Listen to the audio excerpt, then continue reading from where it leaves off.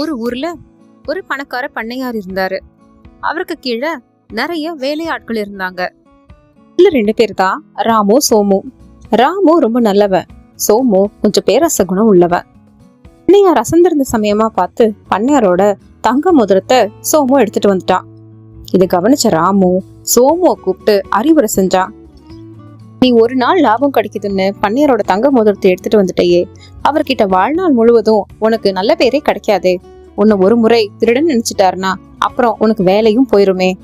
எப்பவுமே நல்ல ஒழுக்கம்தான் நம்மள காப்பாத்தும், தீய ஒழுக்கம் நல்லதே கிடையாதுப்பா அப்படின்னு அறிவுரை செஞ்ச உடனே சோமு அதை கேட்டு மனசு மாறி ராமு சொல்றதுல இருக்கிற உண்மையை புரிஞ்சுக்கிட்டான்.